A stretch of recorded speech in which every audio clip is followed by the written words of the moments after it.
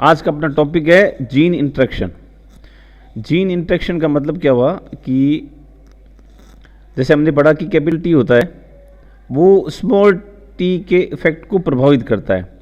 जब capital T present होता है तो स्मॉल टी जो जीन है वो अपने आप को एक्सप्रेस नहीं कर पाता। इसे हमने लॉ ऑफ डोमिनेंस बोला था मेंडल ने। तो ये जो एक जीन है वो अपनी दूसरी फॉर्म को के एक्टिविटी को अफेक्ट करता है, यही जीन इंटरेक्शन कहलाता है। अब ऐसा हो सकता है कि जैसे ये कैपिटल ए जीन है ये स्मॉल ए जीन की एक्टिविटी को अफेक्ट करे, या ये कैपिटल ए जीन किसी अन्य के या एल या एम इस तरह से अदर जीन को भी अफेक्ट कर सकता है।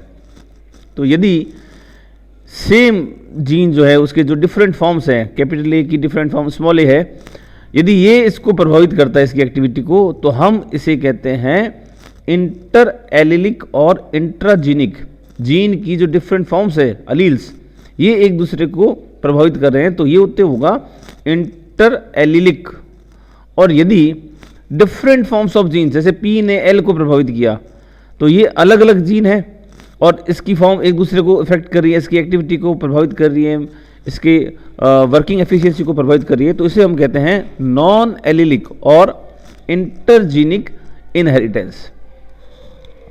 देखिए तो जीन इंटरेक्शन को आप टू टाइप में डिवाइड कर सकते हैं। पहला इंटर एलिलिक और इंट्राजीनिक, दो जो जीन है कैपिटल टी और स्मॉल टी इंट्राजीनिक, इनके बीच में जो इंटरेक्शन हो रहा है ये एक दूसरे की अलील भी है।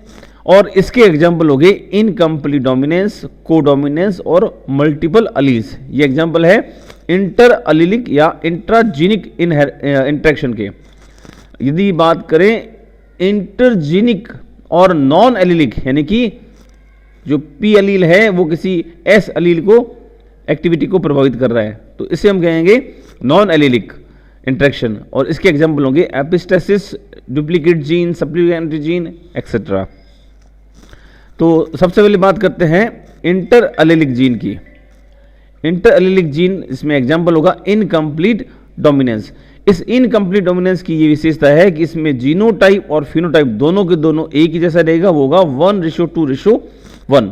कार्ल कॉरेंस था, उन्होंने 1903 के अंदर इसको देखा था, इस पर स्टडी की थी और उसे ब्लेंडिंग इनहेरिटेंस भी कहते हैं।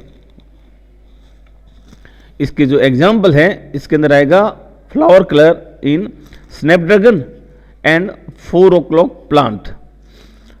स्नैपड्रैगन को आप दूसरा नाम है डॉग फ्लावर या दूसरा अपना मैराबिलिस जेलापा जो कि 4 o'clock प्लांट कहलाता है। इनके अंदर क्या होता है कि दो तरह के फ्लावर होते हैं, एक का कलर होता है रेड और दूसरा वाला वाइट। जब इनके बीच में क्रॉस करवाया जाता है तो पिंक कलर का फ्लावर मिलता है।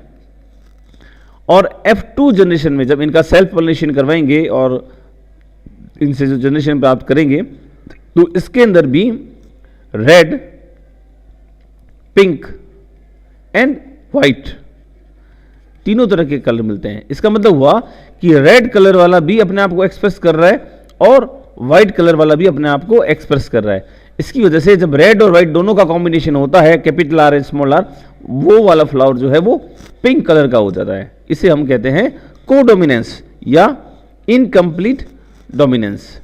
इससे हमने कहा इनकम्प्लीट डोमिनेंस, यानी कि जो डोमिनेंट है वो कंप्लीटली डोमिनेंट नहीं है।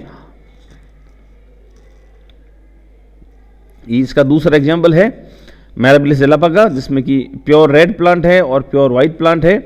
तो हाइब्रिड पिंक कलर का प्लांट मिला हमें, कैपिटल आर को क्रॉस करवाया कैपिटल डब्ल्यू से, और इससे जो प्लांट मिला हमें वो हाइब्रिड पिंक मिला। और F2 जनरेशन में हमें रेशो मिला 1:2:1।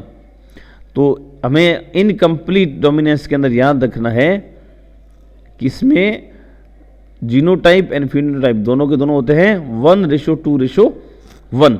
ये इसका एग्जाम्पल हो गया इनकम्प्लीट डोमिनेंट, यानी कि जो डोमिनेंट है वो पूर्ण रूप से डोमिनेंट नहीं है।